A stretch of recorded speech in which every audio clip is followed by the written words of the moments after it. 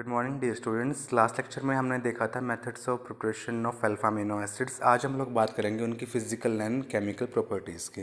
तो पहले हम बात करते हैं फिजिकल प्रॉपर्टीज़ की। जैसा कि हम ऑलरेडी एस्टेब्लिश कर चुके हैं कि जो हमारे अल्फा अमीनो एसिड्स होते हैं उनका सॉल्ट लाइक कैरेक्टर होता है। तो जो प्रॉपर्टीज सॉल्ट की होती हैं, इनकी प्रॉपर्टीज़ भी उनके सिमिलर होती हैं।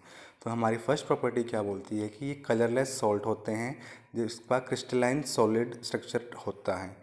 उसके बाद इनका हाई मेल्टिंग पॉइंट होता है और ये जब भी हम इनको हीट करते हैं तो ये मेल्टिंग पॉइंट पहुंचने से पहले ही ये कंपाउंड्स डिकम्पोज कर जाते हैं और ये पोलर सॉल्वेंट में सॉल्युबल होते हैं, जैसा कि लाइक डिसोलाइक प्रिंसिपल के अकॉर्डिंग। और ये इनसॉल्युबल होते हैं हमारे ऑर्गेनिक सॉल्वेंट्स में, for example alcohol, ether etcetera. और इनका हाई डाइपोल मोमेंट होता है बिकॉज इनमें चार्ज सेपरेशन होता है। हमारे अमीनो ग्रुप पे पॉजिटिव चार्ज होता है और कार्बोक्सिलेट ग्रुप पे नेगेटिव चार्ज होता है, जिसकी वजह से इनका डाइपोल मोमेंट, इनके एक्वस सॉल्यूशन का डाइपोल मोमेंट हो जाता है हाई। फिर हम बात करते हैं कि केमिकल प्रॉपर्टीज़ की अल्फा अमीनो एसिड्स की। जैसे कि हमने ऑलरेडी एस्टेब्लिश कर चुके हैं कि ये क्या होते हैं, इनमें डाइपोलर आयन होते हैं। अगर डाइपोलर आयन में हम हल्का सा मतलब बेसिक मीडियम कर देते हैं तो क्या होता है कि वो हम उसका एनायनिक फॉर्म डोमिनेट करने लगती है। और अगर हम इसका मतलब एसिडिक मीडियम कर देते हैं तो हमारी कैटायनिक फॉर्म डोमिनेट करने लगती है। हम देखते हैं कैटायनिक फॉर्म में हमारा कार्बोक्सिलेट जो ग्रुप है, कार्बोक्सिलिक एसिड जो ग्रुप है वो इंटैक्ट है। और तो इसलिए यानी कि हम एसिडिक मीडियम में क्या कर सकते हैं, हम कार्बोक्सिलिक ग्रुप की रिएक्शन कर सकते हैं और हम बेसिक मीडियम में हमारे अमीन ग्रुप की रिएक्शन कर सकते हैं, क्योंकि बेसिक मीडियम में हमारा अमीन ग्रुप फ्री है। तो जैसे कि ये हमारा इक्विलिब्रियम एग्जिस्ट करता है, तो अब फॉर एग्जांपल हमने एसिडिक मीडियम कर लिया और हम रिएक्शन कर रहे हैं हमारे कार्बोक्सिलिक एसिड ग्रुप की, ठीक है। तो जैसे जैसे ये कंपाउंड मतलब रिड्यूस होता जाएगा तो हम क्या करेंगे, तो लीच चैटरजी प्रिंसिपल के अकॉर्डिंग जैसे ही ये कैटायनिक फॉर्म कम होती चली जाएगी तो हमारा इक्विलिब्रियम बैकवर्ड शिफ्ट करेगा और सारा का सारा कंपाउंड इसमें कैटायनिक फॉर्म में कन्वर्ट होता रहेगा जब तक कि हमारी रिएक्शन कंप्लीट नहीं हो जाती, जब तक कि इस पूरा का पूरा कंपाउंड 100% कैटायनिक फॉर्म में कन्वर्ट नहीं हो जाता। तो जैसे कि हम अगर हमने कार्बोक्सिलिक एसिड ग्रुप की रिएक्शन करनी है तो हम यूज़ करेंगे हमारा एसिडिक मीडियम। अगर हमने अमीन ग्रुप की रिएक्शन करनी है तो हम यूज़ करेंगे उस टाइम पे बेसिक मीडियम। तो पहले हम बात करते हैं किसकी, रिएक्शंस ऑफ अमीनो ग्रुप, यानी कि अमीन ग्रुप की रिएक्शन कौन सी होती है हम उनकी बात करेंगे। तो पहले इसमें रिएक्शन है हमारा बेसिक नेचर। बेसिक नेचर हम जो हमारा जो ये रहते हैं अल्फा अमीनो एसिड, ये बिहेव करते हैं एज अ वीक बेस, क्योंकि हमने ऑलरेडी देखा था इनका जो मतलब के भी था वो काफ़ी कम था, क्योंकि वो किसका था, हमारे NH3 पॉजिटिव ग्रुप का। तो हमने जैसे ही इसके साथ इसको स्ट्रॉन्ग एसिड के साथ रिएक्ट करवाएंगे तो हमें सॉल्ट मिलेगा। तो यहाँ पे क्या होगा, तो COO नेगेटिव ग्रुप ने H+ को एक्सेप्ट करा और NH3 पॉजिटिव ग्रुप के पास चला गया हमारा Cl नेगेटिव आयन, और हमारे पास क्या बन गया, हमारा hydrochloride salt of alpha amino acid. जो भी हम अल्फ़ा अमीनो एसिड यूज़ करेंगे उसके अकॉर्डिंग आपको उसका हाइड्रोक्लोरिक सॉल्ट मिल जाएगा। फिर हम बात करते हैं एल्काइलेशन। एल्काइलेशन कैसे होगा कि जैसे हमने ये रिएक्शन की हमने हमारे किसके साथ, एल्काइल हैलाइड के साथ। तो इस केस में क्या होगा कि जो हमारे नाइट्रोजन पे लोन पेयर ऑफ इलेक्ट्रॉन है वो अटैक करेंगे हमारे एल्काइल ग्रुप पे, क्योंकि वो किससे अटैच्ड है, हमारा हाईली इलेक्ट्रोनेगेटिव हैलोजन एटम के साथ। तो हमारा X नेगेटिव ग्रुप निकल जाएगा और साथ में हमारा एक हाइड्रोजन जाएगी हमारे NH2 ग्रुप के साथ और हमारा HX निकल जाएगा और नाइट्रोजन ग्रुप के पे सब्स्टिट्यूट हो जाएगा हमारा एल्काइल ग्रुप। फॉर्मेशन होगा किसका, N alkyl amino acid A9 का, ठीक है। तो ये रिएक्शन कौन सी होगी, ये हमारी न्यूक्लियोफिलिक सब्स्टिट्यूशन रिएक्शन। फिर एल्काइलेशन के साथ की तरह ही हम कर सकते हैं एसाइलेशन भी। एसाइलेशन करने के लिए हम क्या करेंगे, हम इसको ट्रीट कराएंगे हम एसिटिक एनहाइड्राइड के साथ पिरिडिन की प्रेजेंस में। तो यहाँ पे क्या होगा, नाइट्रोजन ग्रुप फिर से अटैक करेगा हमारे carbonyl carbon of acetic anhydride और हमारा N acetyl amino acid A9 बनेगा। ये रिएक्शन हम नाइट्रोजन को प्रोटेक्ट करने के लिए भी यूज़ करते हैं, यानी कि अमीन ग्रुप को प्रोटेक्ट करने के लिए भी हम ये रिएक्शन करते हैं। अमीन ग्रुप प्रोटेक्ट हो जाएगा तो उसके बाद फिर हम एसिड ग्रुप की रिएक्शन कर सकते हैं बिना किसी अमीन ग्रुप के इंटरेक्शन के, ठीक है। साथ में हमारा क्या मिल जाएगा, हमें यहाँ पे एसिटिक एसिड। फिर नेक्स्ट रिएक्शन है किसके साथ, 2,4 डाइनाइट्रोफ्लोरोबेंजीन के साथ। DNFB, इसको हम सेंजर्स रिएजेंट भी बोलते हैं। ये रिएक्शन हम एन टर्मिनल को फाइंड आउट करने के लिए भी करते हैं। जब भी हम अननोन पेप्टाइड चेन में हमें पता लगाना होता है कि एन टर्मिनल पे हमारा कौन सा अमीनो एसिड है, तो उस टाइम पे हम ये इसकी यूज़ करते हैं। इसको हम आगे स्टडी करेंगे, ठीक है। तो हमारा रिएजेंट कौन सा है, 2,4 डाइनाइट्रोफ्लोरोबेंजीन। अब इसमें क्या होता है कि पहले तो नाइट्रोजन ग्रुप अटैक करेगा कहाँ पे, उस कार्बन पे जिस कार्बन से हमारा फ्लोरीन अटैच्ड है। और ये रिएक्शन किस टाइप की होगी हमारी, एडिशन एलिमिनेशन रिएक्शन, यानी कि पहले नाइट्रोजन ऐड होगा, उसके बाद हमारा फ्लोरीन बाहर निकलेगा। तो रिएक्शन का टाइप क्या हो जाएगा हमारा, एडिशन एलिमिनेशन रिएक्शन। बेस की प्रेजेंस में रिएक्शन होगी तो हमें क्या मिलेगा, प्रोडक्ट मिलेगा हमें 2,4 डाइनाइट्रोफिनाइल अमीनो एसिड एनाइन, और साथ में हमारा हाइड्रोफ्लोरिक एसिड साइड में एज अ साइड प्रोडक्ट हमें मिल जाएगा। फिर हमारी जो नेक्स्ट रिएक्शन है वो हमारी अमीन ग्रुप की, वो रिएक्शन किसके साथ, नाइट्रस एसिड के साथ। नाइट्रस एसिड के साथ जब हम ट्रीट करते हैं हमारे अल्फ़ा अमीनो एसिड को, तो हमें यहाँ पे मिलता है अल्फ़ा हाइड्रोक्सी एसिड, और इसमें हमारा नाइट्रोजन गैस इवॉल्व होती है। अभी नाइट्रोजन गैस में से जो नाइट्रोजन मॉलिक्यूल है हमारा, उसमें से एक नाइट्रोजन तो आया है हमारा नाइट्रस एसिड से, और दूसरा नाइट्रोजन आया है हमारे अल्फ़ा अमीनो एसिड से, ठीक है। तो जो नाइट्रोजन गैस जो इवॉल्व होती है वो होती है हमारी क्वांटिटेटिवली इवॉल्व होती है। तो इसी नाइट्रोजन गैस को मेजर करके हम पता लगा सकते हैं कि हमारा अल्फ़ा अमीनो एसिड मतलब कितना अमाउंट है किसी भी सॉल्यूशन में।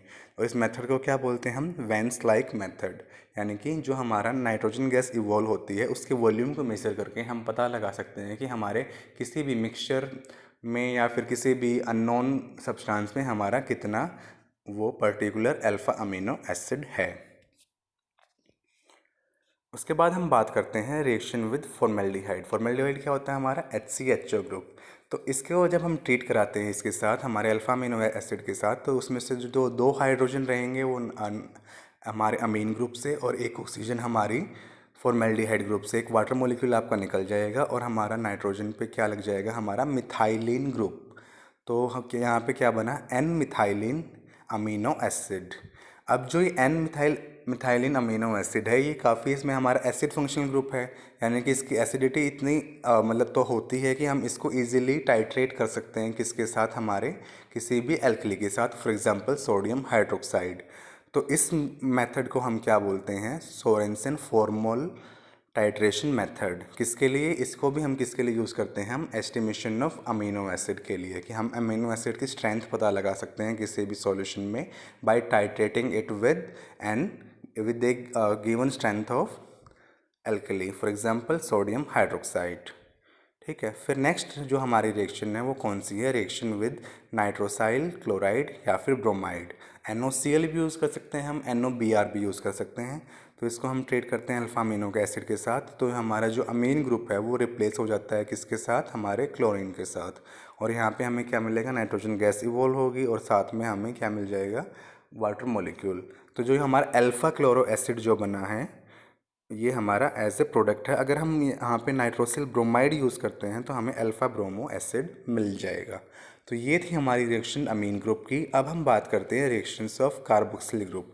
कार्बोक्सिल ग्रुप की रिएक्शन हम देखेंगे तो पहली रिएक्शन है हमारे किसके साथ, रिएक्शन विद द बेस। जब हम बेस के साथ रिएक्शन करेंगे तो इसमें क्या होगा, जो H+ होगा वो कौन देगा, हमारा NH3 पॉजिटिव। जो हमारा अमोनियम आयन है वो H+ देगा किसको, हमारे सोडियम हाइड्रोक्साइड को। तो हमें सॉल्ट प्लस वाटर मिलेगा। तो यहाँ पे हमें सोडियम सॉल्ट मिला है अल्फ़ा अमीनो एसिड का, और साथ में हमें वाटर मॉलिक्यूल मिला है। फिर जो नेक्स्ट जो टिपिकल रिएक्शन होती है हमारी एस्टरफिकेशन रिएक्शन होती है हमारे कार्बोक्सिलिक एसिड ग्रुप की। तो हम पहले इसको ट्रीट करा सकते हैं HCl के साथ। HCl के साथ जब ट्रीट कराएंगे तो हमारा जो CW का नेगेटिव ग्रुप है वो प्रोटोनेट हो जाएगा, और हमारा कार्बोक्सिलिक फंक्शनल ग्रुप इंटैक्ट हो जाएगा CWH। Cl कहाँ चला जाएगा, हमारे NH3 पॉजिटिव आयन के साथ। तो अब हम इसको ट्रीट कराते हैं C2H5 इथेनॉल के साथ। इथेनॉल के साथ ट्रीट कराएंगे हम एसिड को, तो हमें एसिड प्लस अल्कोहल हमें दे देगा, एसिड प्लस अल्कोहल हमें दे देगा हमारा एस्टर। एस्टर के साथ बन जाएगा तो हम उसको सोडियम बाइकार्बोनेट के साथ, सोडियम कार्बोनेट के साथ उसको जो Cl ग्रुप है उसको HCl है उसको न्यूट्रलाइज करने के लिए हम यूज़ करते हैं सोडियम कार्बोनेट और हमें अल्फ़ा अमीनो एस्टर का फॉर्मेशन हो जाता है। फिर हमारी नेक्स्ट रिएक्शन है formation of acid chloride. Acid chloride जब फॉर्म करने के लिए हम पहले क्या करते हैं, जो हमारा अल्फ़ा अमीनो एसिड है उसके नाइट्रोजन यानी कि अमीन ग्रुप को प्रोटेक्ट करते हैं किसके साथ, हमारे एसिटिक एनहाइड्राइड ग्रुप यूज़ करते हैं और एसिटाइल ग्रुप के साथ हमें प्रोटेक्ट करते हैं हमारे अमीन ग्रुप को, सो दैट जो हमारा NH2 है वो फर्दर रिएक्शन में इंटरफियर ना करे। अगर हम इसको प्रोटेक्ट नहीं करेंगे नाइट्रोजन को तो फिर ये रिएक्शन कर जाएगा हमारे SOCl2 के साथ और हमारा जो COCl फॉर्म होने के बजाय यहाँ पे नाइट्रोजन के साथ Cl लग जाएगा। तो हम यहाँ पे क्या करते हैं कि एसिटाइल डेरिवेटिव जो हुआ हमारा अल्फ़ा अमीनो एसिड का, वो बनाने के बाद हम उसको ट्रीट कराते हैं SOCl2 के साथ। अब यहाँ पे HCl निकल जाएगा और हमारा SO2 गैस निकल जाएगी और हमें फॉर्मेशन हो जाएगा किसका, एसिड क्लोराइड का। एसिड क्लोराइड कौन सा बना है हमारा, N acetyl amino acid chloride. फिर हम बात करते हैं डीकार्बोक्सिलेशन की। जब हम डीकार्बोक्सिलेशन की बात करेंगे तो उसको हम ट्रीट करवाएंगे किसके साथ, डीकार्बोक्सिलेशन होता क्या है बेसिकली, यानी कि इसमें से क्या होता है CO2 गैस का इवोल्व होना। तो यहाँ पे हम बेरियम ऑक्साइड यूज़ करते हैं और हीट करते हैं तो हमारा बेरियम कार्बोनेट का फॉर्मेशन होता है और हमें प्राइमरी अमीन मिल जाती है। तो हमारी जो नेक्स्ट और लास्ट रिएक्शन हम जो हमारे कार्बोक्सिलिक एसिड ग्रुप की है वो होती है रिडक्शन। हम इसको रिड्यूस कराते हैं किसके साथ, लिथियम एल्यूमिनियम हाइड्राइड के साथ। तो हमारा जो कार्बोक्सिलेट मतलब जो ग्रुप है वो कन्वर्ट हो जाता है हमारे प्राइमरी अल्कोहल में और हमें क्या मिल जाता है, अल्फ़ा अमीनो अल्कोहल।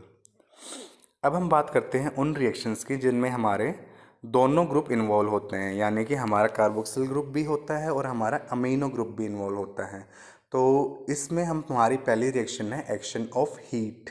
जब हम हीट करते हैं अल्फ़ा अमीनो एसिड को तो उस टाइम पे क्या होता है, तो उस टाइम पे क्या होता है कि हमारे दो मॉलिक्यूल एक साथ, तो मतलब दो मॉलिक्यूल जो रहेंगे हमारे अल्फ़ा अमीनो एसिड के, वो इस तरह से आपस में अरेंज करेंगे कि जो हमारा एक का जो कार्बोक्सिलिक ग्रुप होगा दूसरे के अमीन ग्रुप के साथ रहेगा और उसी का जो अमीन ग्रुप है वो पहले वाले के कार्बोक्सिलिक फंक्शनल ग्रुप के पास रहेगा।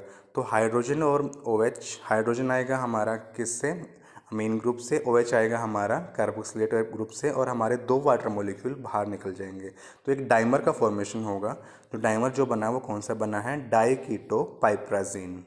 तो ये होता है हमारा अल्फ़ा अमीनो एसिड के साथ। अगर हम बीटा अमीनो एसिड लेते हैं तो उसमें क्या होता है कि हमारी अमोनिया निकल जाती है और हमारा डबल बॉन्ड का फॉर्मेशन होता है फाइनल प्रोडक्ट में। इसके साथ ही हम गामा या फिर delta alpha amino acid use करते हैं तो उस टाइम पे आपका एक सिंगल रिंग का फॉर्मेशन होता है। तो इस तरीके से हम अल्फ़ा बीटा गामा और डेल्टा अल्फ़ा अमीनो एसिड को डिफ्रेंशिएट कर सकते हैं। फिर जो हमारी नेक्स्ट रिएक्शन है वो रिएक्शन है किसके साथ, हैवी मेटल आयन के साथ, जिसमें फॉर्मेशन होता है किसका, चीलेट्स का फॉर्मेशन होता है। तो जो हमने ग्लाइसिन लिया उसको हमने ट्रीट करवाया किसके साथ, कॉपर ऑक्साइड के साथ। जब हम हीट करेंगे तो उस टाइम पे क्या होगा, तो हमारा वाटर मॉलिक्यूल निकल जाएगा, ऑक्सीजन आएगी हमारे इससे कॉपर ऑक्साइड से और हाइड्रोजन हमारा निकलेगा हमारे एसिड फंक्शनल ग्रुप से। तो एक वाटर मॉलिक्यूल बाहर हो जाएगा और हमारा चीलिएट का फॉर्मेशन होगा जिसका कलर होगा डीप ब्लू कलर। ठीक है। तो जो उसके बाद फिर हमारी नेक्स्ट रिएक्शन है किसके साथ, फिनाइल आइसोसाइनेट के साथ। जब फिनाइल आइसोसाइनेट में हम नाइट्रोजन पे जो लोन पेयर ऑफ इलेक्ट्रॉन है अल्फा अमीनो एसिड में वो अटैक करते हैं आपके कार्बन पे और हमारे कार्बन नाइट्रोजन बॉन्ड ब्रेक हो जाती है। जहाँ पे N नेगेटिव बनेगा वो H+ ले लेगा हमारे अमीन ग्रुप के साथ और हमारा फॉर्मेशन होगा फिनाइल हाइडेंटोइक एसिड का। इसको हम HCl के साथ जब ट्रीट कराते हैं तो यहाँ पे क्या होता है कि वाटर मॉलिक्यूल निकल जाता है और हमारा फिनाइल हाइडेंटोइन का फॉर्मेशन हो जाता है। फिर जो हमारी लास्ट रिएक्शन है आज की वो है निनहाइड्रिन टेस्ट। इसके लिए हम यूज़ करते हैं निनहाइड्रिन। ये हमारे अल्फ़ा अमीनो एसिड का टेस्ट एज ए टेस्ट भी काम करता है, यानी कि हम किसी भी अल्फ़ा अमीनो एसिड को निनहाइड्रिन के साथ ट्रीट करेंगे तो अगर हमारा डार्क ब्लू कलर्ड कॉम्प्लेक्स बनता है तो हमारा अल्फ़ा अमीनो एसिड कन्फर्म हो जाता है। तो जो दो हमारे एक्सेप्शन है प्रोलीन एंड हाइड्रोक्सीप्रोलीन, वो इसके साथ येलो कलर्ड का कॉम्प्लेक्स देते हैं। तो जो हमने निनहाइड्रिन लिया इसे क्या होता है बेसिकली, ये कुछ नहीं होता आपका इंडेन 1,2,3 ट्राई ऑन हाइड्रेट को ही हम निनहाइड्रिन बोलते हैं। तो तो जब हमारा उसके बाद जिससे नाइट्रोजन आती है हमारे अल्फ़ा अमीनो एसिड से, और हमारा डार्क ब्लू कलर्ड कॉम्प्लेक्स का फॉर्मेशन होता है किसी भी अल्फ़ा अमीनो एसिड के साथ। फॉर एग्जांपल आपको कोई भी अननोन कंपाउंड गिवन है, तो आपको पता लगाना है कि ये हमारा अल्फ़ा अमीनो एसिड हो सकता है या नहीं हो सकता। तो उसके साथ हम निन हाइड्रोजन उसमें ऐड कर देंगे। तो अगर हमारा डार्क ब्लू कलर्ड कॉम्प्लेक्स बनता है या फिर yellow coloured complex in case of proline है हाइड्रोक्सो प्रोलिन, तो हमारा कंफर्म हो जाता है कि हमारा गिवन सॉल्यूशन में हमारे पास अल्फ़ा अमीनो एसिड है। ओके, बाकी हम नेक्स्ट लेक्चर में कंटिन्यू करेंगे।